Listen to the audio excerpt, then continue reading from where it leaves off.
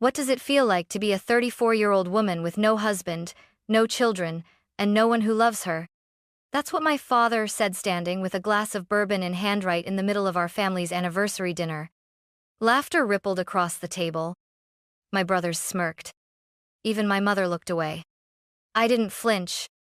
I didn't cry. I looked him straight in the eye and said, "How does it feel knowing this failure is done paying your mortgage, your car, and your cable bill starting tomorrow?" The silence that followed felt like the world holding its breath. My name is Madeline Hayes. I'm 34, a regional CFO. And for the past 2 decades, I've quietly financed a family that has never once said thank you. Before I tell you how I ended up owning the house my father brags about, let me show you how it all began. They say family dinners are sacred. In our house, they were performance art. Every smile was rehearsed, every compliment coded in expectation, and every silence? A loaded weapon. That evening, we gathered in my Aunt Marjorie's colonial-style home in suburban Columbus, Ohio, a place where the hardwood floors gleamed like a showroom and the roast chicken smelled like a commercial. 20 people packed around the mahogany dining table that had hosted 30 years of holidays, baby showers, and forced civility. I hadn't been back in over a year, and the chairs somehow felt even smaller. Or maybe I just didn't shrink anymore. My parents sat at the head of the table, as always. My mother, Elaine, wore her usual pastel cardigan and anxious half-smile. Her hands fidgeted with napkins, with forks, with her bracelet, anything to distract from my father's growing mood. Charles Hayes, retired contractor and full-time patriarch, gripped his bourbon glass like it was a gavel. He loved his role, and tonight, he was in rare form. Across the table sat my 3 younger brothers, Daniel, Kyle, and Ryan, each surrounded by their wives, children, and that smug certainty that comes from believing you've fulfilled the script. Marry early. Pop out kids. Show up to Sunday service. Be normal. And then there was me, the oldest, the anomaly. No husband. No kids. No apology. I wore a navy blue blazer over a crisp cream blouse, classic, professional, and apparently threatening to everyone who hadn't left Ohio since graduation. I caught Daniel whisper something to his wife. She stifled a giggle. I pretended not to notice. The conversation around me swirled. Mortgage rates, Little League games, vacation plans to Myrtle Beach. No one asked about my work. No one mentioned the West Coast expansion project I'd just led. But they all knew. That was the game we pretend my success doesn't count because it doesn't fit their frame. Still, I smiled. I passed the potatoes. I answered politely when Aunt Marjorie asked if I was still working all the time. And I braced myself. Because I knew it was coming. You could always feel it when Dad was winding up. He'd go quiet, then sip his drink, then lean back just slightly like a man preparing to swing. My mother stiffened next to him. The same way she used to when I was 12, and he'd start criticizing my posture or my tone. Even after all these years, her body remembered before her mind did. Then it happened. His chair scraped against the wood floor as he stood. He raised his glass. And every fork in the room paused mid-air. "I'd like to make a toast," he said. The room hushed. To my firstborn. There it was. The spotlight. The build-up. I glanced at my mother. Her knuckles were white around her napkin. My father looked right at me, smirked, and said the line that would change everything. "To Madeline," my father said, raising his glass. "My firstborn." A few scattered clinks of cutlery, a few murmurs of forced cheers, followed. Everyone knew this wasn't a real toast. This was a setup. His eyes never left mine. His smirk widened. "Tell us, sweetheart," he said, voice smooth and loud. "What does it feel like to be 34 years old? No husband to warm your bed? No children to carry on your name? What does it feel like to be a woman who built a career and still ended up all alone?" The silence hit like a dropped plate. No one moved. No one spoke. Then laughter. My brother Kyle chuckled. Ryan followed, trying to mask it with a cough. Daniel leaned back, shaking his head as if I had failed some unspoken test. Their wives looked down at their plates. My mother closed her eyes like she'd been punched but still couldn't stand up. I sat still. My fork hovered midair, like I'd forgotten what to do with it. Inside me, something shattered it, but not in the way he expected. Because I didn't break. I woke up. I slowly placed my fork down. I reached for my wine glass, not to toast, but to steady my breath. Then I looked directly at him. Calm, quiet, clear. "Thanks for the toast, Dad," I said, my voice sharper than the steak knives on the table. "But since we're sharing feelings tonight, how does it feel knowing this failure?" I gestured to myself with an open palm. "We'll no longer be paying your mortgage, your car insurance, your utility bills, or the cable package you watch Fox News on, starting tomorrow?" Dead silence. My father's face went slack. For once, words failed him. 20 people sat frozen, mid-chew, mid-breath, mid-thought. I watched the expression on each face change: shock, disbelief, some guilt, some fear. My mother covered her mouth with her napkin. Ryan's wife glanced at him, visibly confused. Even Daniel, always the slick one, couldn't quite keep the smirk from falling off his face. "You think I'm a failure because I don't fit your definition of success?" I continued, voice level, almost clinical. "But I've been paying to keep your kingdom from crumbling for over a decade. And I'm done." The room felt like it had lost all its oxygen. For 20 years, I'd been the silent scaffold holding up their perfect image, paying behind the scenes, helping in emergencies, smiling through dismissive comments about how a woman needs to settle down before it's too late. Tonight, the scaffold collapsed. I stood up slowly, letting the legs of my chair scrape the floor like a deliberate warning. My heart was thudding, but my voice remained even. "I hope you all enjoy dinner," I said, picking up my coat. "But I won't sit at a table where I'm only welcome as long as I keep paying the bill." Then I left. I walked straight through the dining room, past the confused children, the tense shoulders, and the legacy of a family that never saw me for who I was, only for what I could provide. The air outside was cold, crisp, and honest. And as I stood on the porch, I heard a voice behind me. Soft. It was Aunt Marjorie. "I'm sorry," she whispered. "I invited you tonight because I knew he'd try to ask me for money again. I needed you to see it. Clearly." I nodded, stunned. It wasn't just a dinner. It was an intervention. As I drove home that night, the silence in my car was deafening. No radio. No phone calls.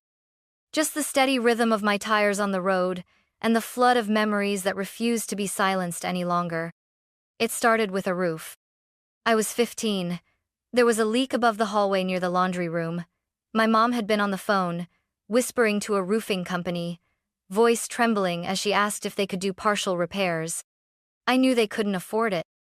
I had $268 saved in a shoebox under my bed, money I earned working at the local bakery every Saturday for nearly a year. That money was supposed to pay for the summer science camp at Ohio State. Instead, it went on the kitchen counter with a note that simply read, "For the roof."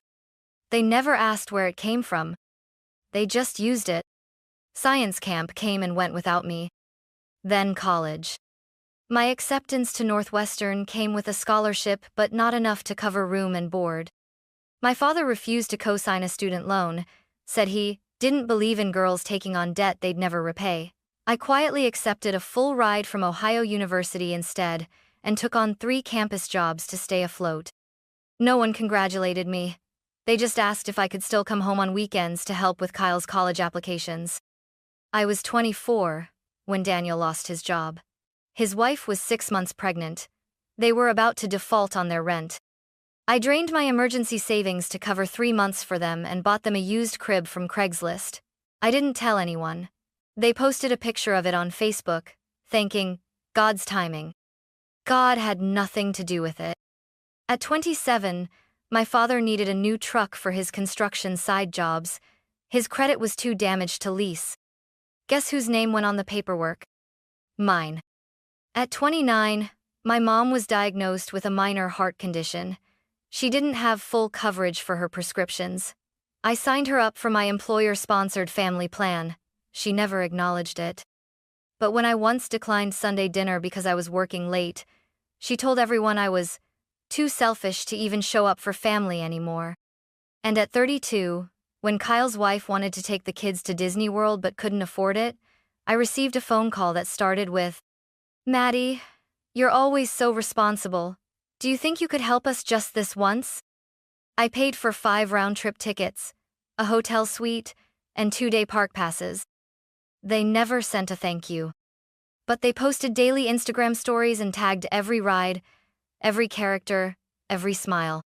I watched those stories from my office desk while eating leftovers out of a plastic container.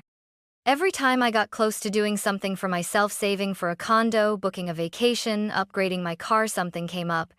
Someone needed help, and I was the reliable one. The strong one. The unmarried one with no real responsibilities. I became the family safety net, not because they asked, but because they expected. And that night, when my father stood and humiliated me in front of 20 people, that was the moment I realized. I wasn't a daughter, I was a service. And I was finally shutting it down. 3 days before that dinner, my phone lit up at 9:47 a.m. with a name I never wanted to see during work hours, Kyle Hayes.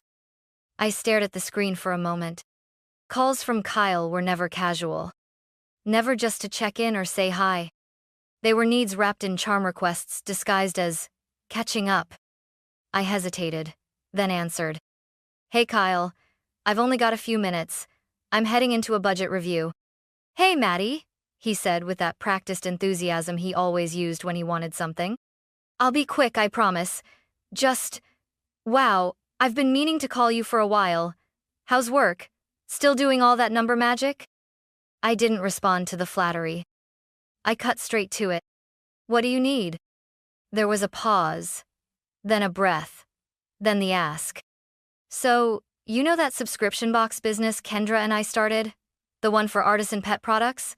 We're this close to locking in a wholesale distributor. Huge opportunity. But the bank's giving us a hard time because of our debt-to-income ratio. Total red tape nonsense." I already knew where this was going. I closed my laptop. "We just need a little push to scale production. Just 50, 0. You wouldn't even have to give it, just co-sign the loan. With your credit score, we'd be golden." "Seriously, Maddie, it's nothing for someone like you." I exhaled slowly. The audacity calling a 5-figure ask nothing, as if the money I earned wasn't fought for. As if the sacrifices I made to stay financially stable were irrelevant. "No," I said simply. "I can't do that, Kyle. My credit is tied up right now." There was a beat of silence. Then, his voice changed. "Wow, okay. So that's a no?" "It's a no." "You know," he said, dropping the charm like a mask, "Dad was right about you. You've always been selfish. Sitting on all that money from your big career while the rest of us are trying to build something real. You don't even have a family to support. What the hell are you doing with it?" I felt something shift in me, like a bolt sliding into place. I didn't yell. I didn't defend myself.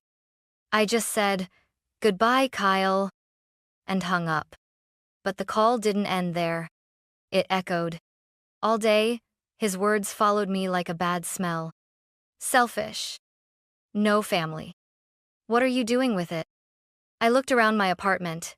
Neat, quiet, small.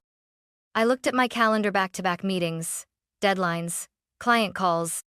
I looked at the photo of me and my mom on my desk, from when I paid off her hospital bills. And I realized something. I had given so much of myself away that there was barely anything left that felt like mine. This wasn't just about money. This was about identity. I wasn't their daughter, their sister, their equal. I was their resource. That call didn't just irritate me. It woke me up. It cleared the fog. It was no longer about boundaries. It was about survival. That was the moment I knew.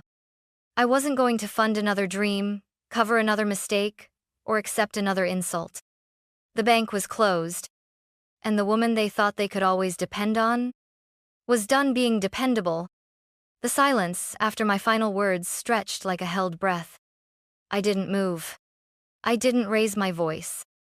I simply stared at the people who had mistaken my generosity for obligation, my patience for passivity, my care for currency. My father blinked first. His cheeks flushed an angry red, not from embarrassment but from fury. "You ungrateful little girl," he spat, slamming his hand on the table. The glasses jumped. Silverware clattered. "After everything I've done for you?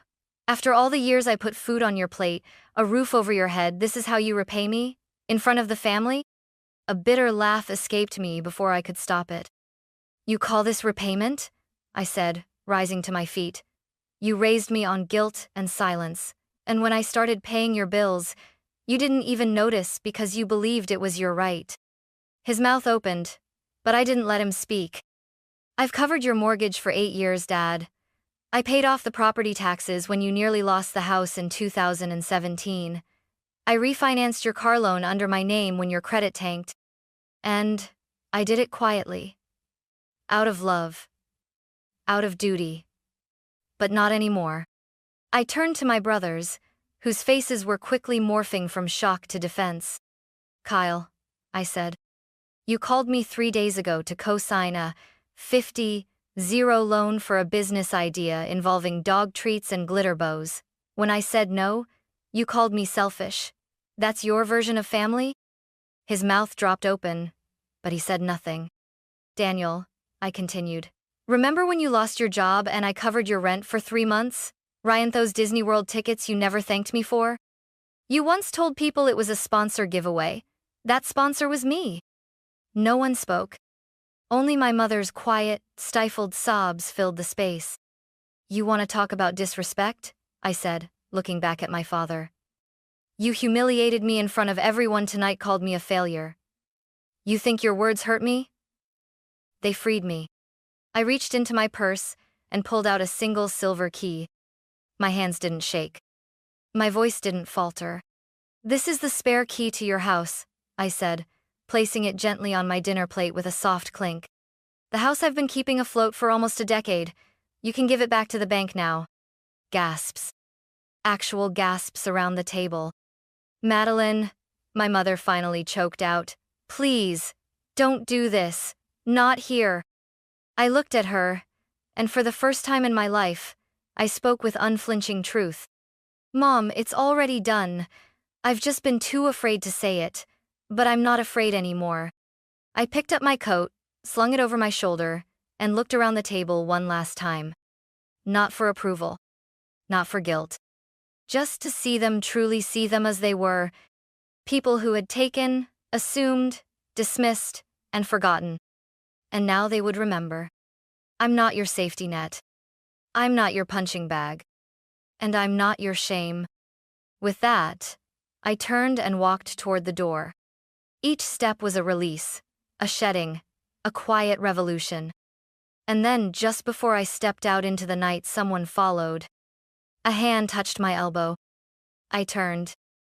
It was Aunt Marjorie, her face drawn but steady. "He was going to ask me for money again tonight," she whispered. "I invited you because I knew something had to break. I just didn't know if it would be you or him." I stared at her, stunned. And she gave me a sad smile. "You did the right thing, Madeline. You finally cut the cord." The pounding on my apartment door came just after 9:00 a.m. on Saturday. It wasn't a knock. It was a demand. I took a slow sip of coffee, letting the ceramic warm my palms as I walked calmly to the intercom. My heart beat steady, like I'd trained for this moment without realizing it. "Open this damn door, Madeline!" My father's voice strained, angry echoed through the speaker. I pressed the button. "Come up." Let it happen, I told myself. Let it all unfold here, in my space, on my terms. I positioned myself behind my couch, not to hide but to create distance.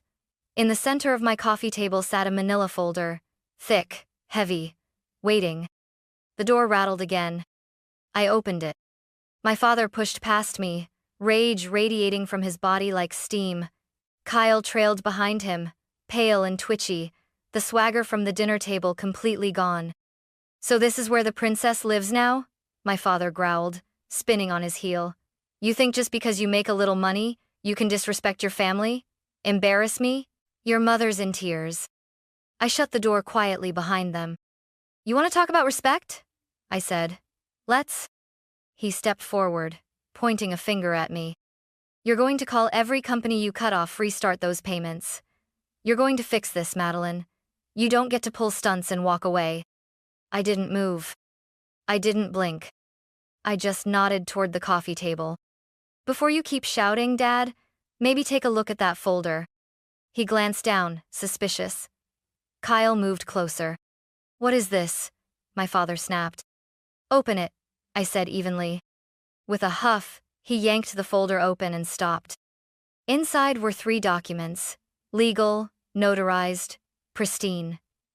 The first was a loan agreement from a subprime lender, dated 2015. The principal? 198,000. The reason? Gambling debts, and an emergency second mortgage taken out behind my mother's back. My father's face drained of color. The second was a foreclosure notice, dated 6 weeks after that loan. The house he called his about to be seized. A disaster averted. By me. And the third? A legally binding agreement, transferring the debt into my name paid with every cent I had in savings and a crushing personal loan I'd taken out at 25 years old. Kyle's voice cracked. "What is this? You told us you handled it. You said it was some contractor issue with the bank." My father's voice cracked too, but not from yelling this time. I didn't want anyone to know. It was temporary. I was going to fix it." "No," I said. "You weren't. You were going to lose the house. And I stepped in, quietly. You begged me not to tell anyone. You said it would ruin your reputation. You swore it was a one-time thing." I tapped the final page. "This document says otherwise." I turned to Kyle. "For the last 10 years, I've been the legal lien holder on that property. I bought the debt, paid it off, and I've had the right to foreclose on the house anytime I wanted." My father sat down slowly on the couch. He looked small, like a man aging by the minute. "But I didn't," I continued, "because Mom lives there, because I loved her, because I was scared. But I'm not scared anymore." Kyle's mouth opened, then shut again. His eyes flicked between me and the papers like he couldn't believe what he was seeing. "You're the owner," he finally whispered. "You own the house?" I nodded. My father buried his face in his hands. "I gave you every opportunity to be honest, Dad, to treat me like more than a wallet. Instead, you humiliated me, used me, and told people I was nothing. So, here's what's going to happen." I took a breath. "On Monday, I'm listing the house for sale. The original mortgage gets paid first. Then the money I invested plus interest comes back to me. Whatever's left, you, Daniel, Kyle, and Ryan can split it." "No," my father gasped, standing abruptly. "You can't. That house your mother." "Mom gets a choice," I said firmly. "She always has. She just forgot. I'll offer her a place to live with me. But you'll have to figure things out on your own." The silence that followed wasn't angry. It was hollow. Defeated. I didn't enjoy the collapse. I didn't gloat. I just watched him say so loud, so surrealized that he was never the king of anything. He was just a man who borrowed pride on credit. And I had finally called in the debt. I knew the hardest part wouldn't be my father. It would be my mother. That evening, as the sun dipped behind my apartment building, I sat by the window, phone resting face down on the table. I hadn't heard from her since the dinner, since the detonation, until it rang. "Mom." I hesitated. My chest tightened. I picked up. "Madeline," she said, her voice thin and breathy, like she'd been crying. "They just got home. Your father went straight to the bedroom and slammed the door. Kyle didn't say a word." What did you do to him?" The assumption in her voice still cut deep, like I was the aggressor, the disruptor, the one who had started this. I didn't do anything to him, Mom, I said, as gently as I could. I just told the truth. The same truth you've helped me protect for 10 years. She sucked in a breath. Silent. Then broken. Oh, Maddie, she whispered. Tu didn't know it would come to this. I'm putting the house up for sale, I said plainly. The papers are already in motion. I'm also looking for a new place. A 2-bedroom. The second room is for you. Her breath hitched. No strings attached, I added. No conditions. Just a choice. Yours. There was a long pause. Then, through the quiet, I can't, Madeline. I can't just leave him. That's our home. That's your father. He has no one. No, Mom, I said, my voice thick. He made sure no one stayed. He didn't just abandon me. He abandoned you. He just made you stay. She didn't argue. I'm not asking you to hate him, I continued. I'm asking you to choose yourself, for once, to stop surviving and start living. I need to think, she said softly. I need to talk to him. I knew what that meant. She was going to try to fix it. Again? Okay, I said. The offer stands. I hung up, gently, and sat in that heavy quiet, the familiar one.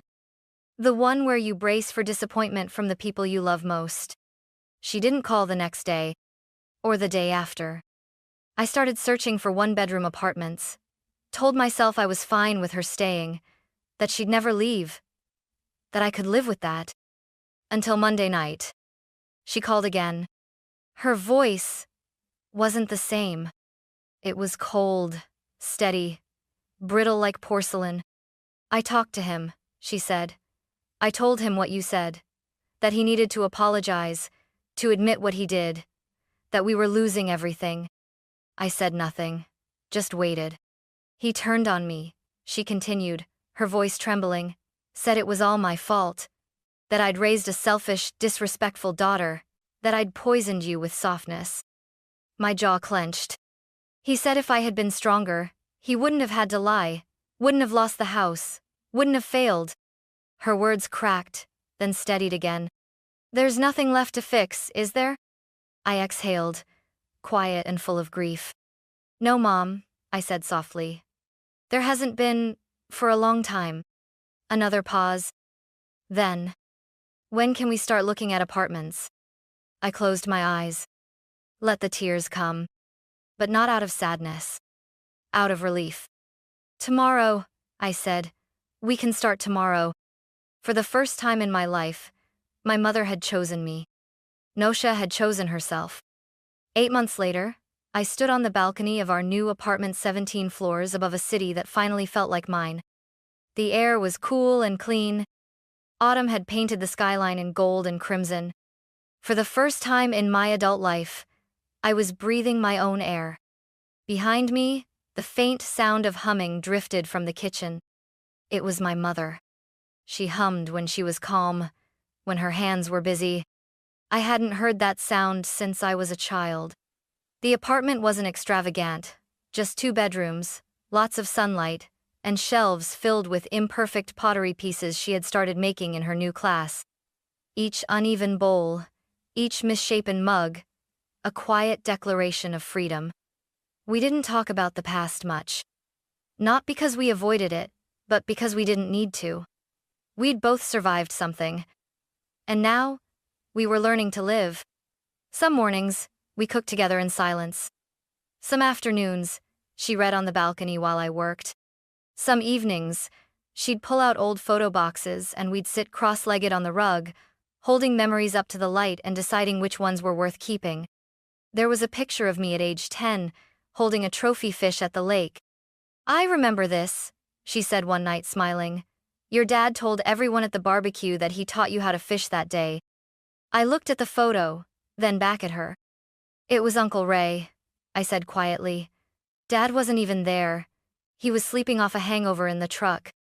She didn't argue. She just nodded slowly. Yes, he was. It was a small moment. But it meant everything. We were no longer rewriting the past. We were finally telling the truth. The house sold faster than I expected. The proceeds came through cleanly mortgage settled. My 10-year investment returned with interest. I had the remaining balance divided evenly between my brothers. A formal letter from my attorney notified them. No calls, no drama. Kyle tried to email. A vague apology tucked inside a request for a short-term loan. I archived it without replying. My father disappeared into the quiet. Aunt Marjorie said he moved into a small apartment outside of town. No furniture, just old family photos on the walls like a museum of a life that had moved on without him. She said he still tells stories. Still pretends he's in control. But no one calls. Not even his sons. He finally got what he feared most. Irrelevance. Me? I got something better. Not revenge. Not applause. Not even closure, really. I got a future. One not built on silence or sacrifice. One where my name isn't just on checks but on the door, on the lease, on the legacy. I no longer live as a footnote in someone else's story. I'm writing my own now. And every chapter begins with this one truth. Love is not a transaction. And freedom is not something you're given. It's something you claim. Out loud, with both hands. And never, ever return.